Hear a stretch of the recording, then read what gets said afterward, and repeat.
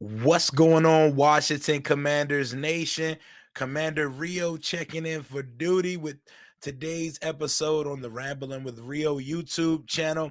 Today is Saturday, April 30th, and we're about an hour and a half to 2 hours away from day three, the final day and conclusion of the 2022 NFL Draft.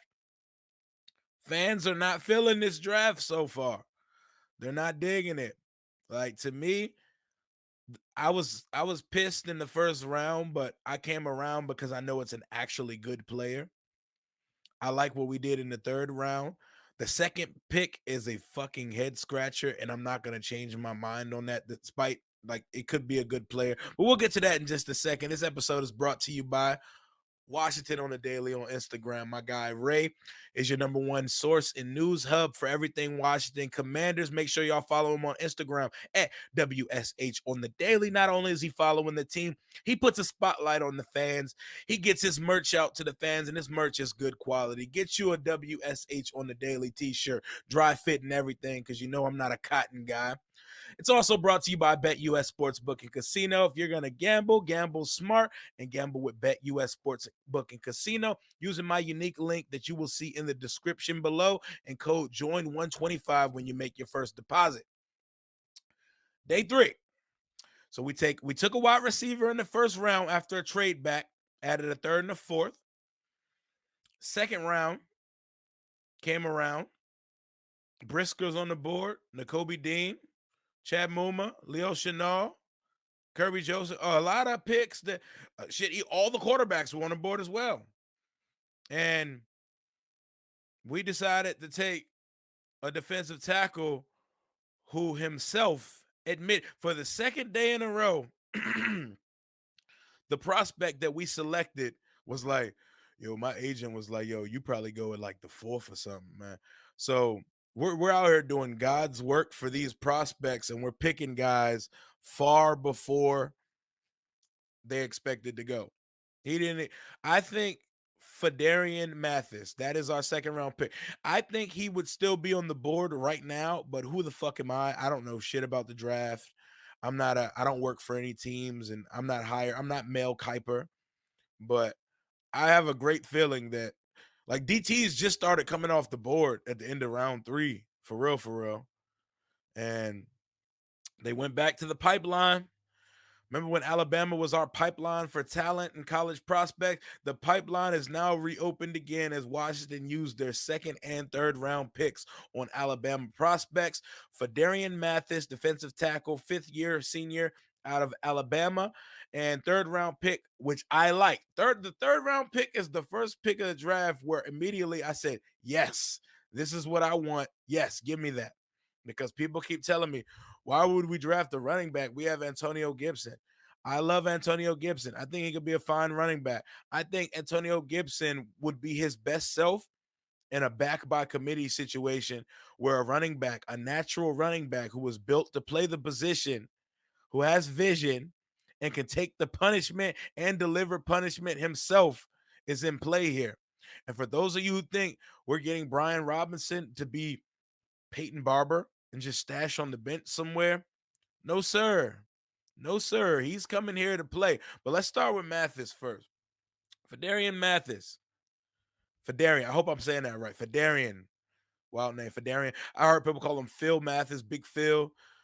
If you want to blame anyone for this pick, blame my boy Josh Taylor from the Taking Command with Josh Taylor podcast, because he definitely asked Jonathan Allen at the draft party Thursday did he want Fedarian Mathis on the line with him. And There's a guy at Alabama, Phildarius Mathis. Is that someone that you've had contact with? Obviously, I'd love to get him on this team so we can have the trifecta of you, Deron Payne, and Big Phil. But is he someone that you've talked to through this process? Yeah, I actually was down there in Alabama last week or 2 weeks ago for their spring game. Gave him my number and just told him, look, if you need anything, let me know. We're a brotherhood, and even though technically we never played with each other, the fact that we both played at Alabama, we always take care of our guys. So, I would love to have a defense lineman, let alone another Alabama defense lineman, because I know what he's about. he pretty much spoke that shit into existence, but it's not a bad player. And it's not even like he doesn't fit. It's just like, why pick him at 47, bro? Nobody was thinking about Fedarian Mathis in the second round, bro. Like, what are we doing? You told us in every press conference, Buffalo nickel, Buffalo nickel. Where's the Buffalo nickel, Ron? What, y'all talk about y'all kill the linebackers. We all kill the linebackers all the time. I know we're not in base all the time, so maybe a Buffalo nickel means more than a pure Mike backer. But you had your pick of the litter of Mike backers. N'Kobe Dean has clearly some shit going on. He's passed on surgeries for these litany of injuries he's have, including like an ankle, a pec, a shoulder, and some more stuff. So I can see why they didn't go there. But Leo Chenal, Chad Muma, they exist. Brian Asamoah, they exist. Christian Harris, another Alabama player. But it's clear the Alabama pipeline to Washington still exists, even with the regime change. But for Darian Mathis, 315, you know what I'm saying? Not the most athletic guy in the world, but productive. Shit, he put up 9.5 sacks this year, but it's not like pass rushing is his calling card. He's athletic enough, but he's the same age as Deron Payne. They're both 24 as he enters the league. Your replacement is a guy that's the same age as the guy. I'm now of the belief that Payne will definitely be on the roster this year. They're not trading. They're not trading Deron Payne, because if you were going to do so, you would have done so last night or the night before and got some real ish type draft value to use today or yesterday. So I'm of the belief that Deron Payne's still going to be on this roster, and I he's going to definitely be on this roster at this point. And you know, I it's a head scratcher to me. It's certainly a head scratcher to me, but I'm going to support him. I want him to do great here. He has position flex because he's worked his way at all the positions. He's played like 3 different techs as a defensive tackle for Alabama. And, Alabama treads out prospects, but I don't understand the pick at 47. I don't understand why we picked him there. Seems like a great guy. He wears his number to honor a friend or a family member that was going through something or that he lost. He seems like a good dude. He didn't even have a Commander's hat in his litany of draft prospect hats to put on once he gets taken. So his dad went and picked up the first random Washington hat he saw. I thought that was pretty cool. I thought there was some good nuggets in the press conferences, man. They all seem like good guys, and it seems like the theme of this draft is very safe, high floor players. They're not going for uncapped potential or ceilings or anything like that. So they're not making any projections on players. They want players who are ready and available right now to make an immediate impact. And although he won't start, if he's playing the Matt Ioannidis role, Ioannidis played over 60% of the snaps last year. He didn't do much of anything. The production wasn't really there last year for him, but he's definitely going to see the field. So out of our first 2 draft picks, Jahan Dotson starting at receiver, and Mathis is going to actually get on the field a lot. I don't agree with the pick, but let's see how it plays out. I'm not a fan of the pick, you know. I thought maybe if they would go defensive tackle, they would take a Perrion Winfrey or maybe DeMarvin Lill to slide in at tackle. But who am I? Like I said, who am I? At the end of the day, I'm just a fan with a podcast. I'm not paid to be in war rooms and make decisions. So I'm not some fucking end all be all of what these players are going to be. But let's move on to the 3rd round pick so we can get out of here and set up for today's live stream. Brian Robinson Jr.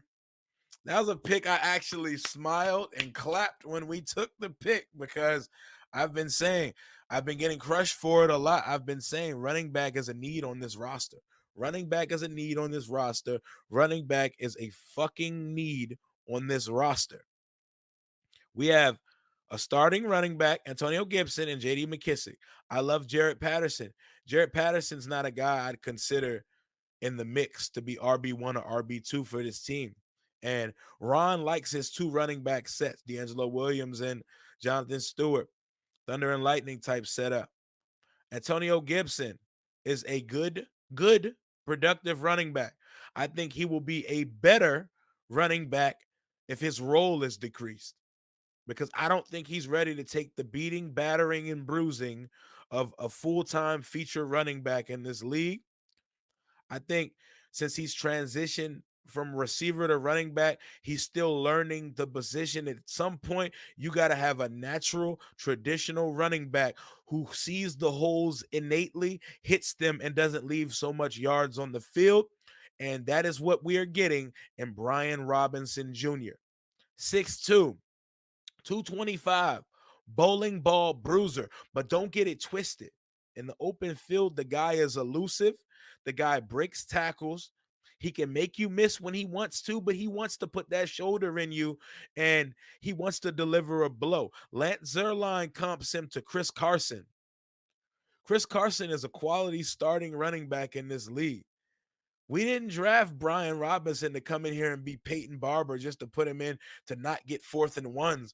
We drafted Brian Robinson to come in here and play. He's going to get carries early and often, and back by committee is going to be the approach here.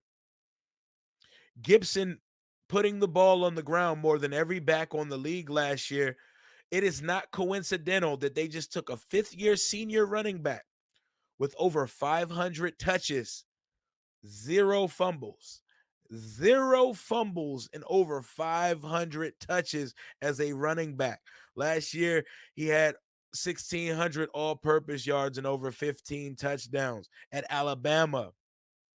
Yes, I know they had the Heisman winning quarterback, but this was a guy who was buried behind Najee Harris, Damian Harris, Bo Scarborough for his first few years, and he stayed the course. He stayed in that program, and he's a guy that's going to come in here and make an impact immediately. I love the running style. He, like I said, he can make you miss despite the fact that he wants to deliver a blow. He bounces off defenders, man. Look, watch him running versus Georgia. That whole damn Georgia team was a 1st or 2nd round pick, and he's just bouncing off them like it's nothing, bro. Brian Robinson, we're a good number, bro. I can see 22 looking like Heisman Mark Ingram when he gets here, because 4 is taken by our backup quarterback. But I'm pleasantly pleased and content with who we took in the 3rd round. Welcome to DMV for Darian Mathis and Brian Robinson Jr. Even if I am head scratching and I don't agree with the 2nd round pick, now that you are here, you are Washington Commanders. I'm going to support you wholeheartedly, as all fans should. And I hope that we maximize the potential, heighten the ceiling, and get every bit of goodness out of both of you guys. We got Dotson, we got Mathis, we got Robinson. Now let's see how the rest of this draft plays out. I'm not a guru. I don't know shit about the draft, clearly, because I didn't get much of anything right with the draft. I'm never going to pretend to act like I know more than Ron Mayhew and Herney, but the 2nd round pick, it's going to take a long time for that to grow on me, because right now it does not make sense to me, but we shall see.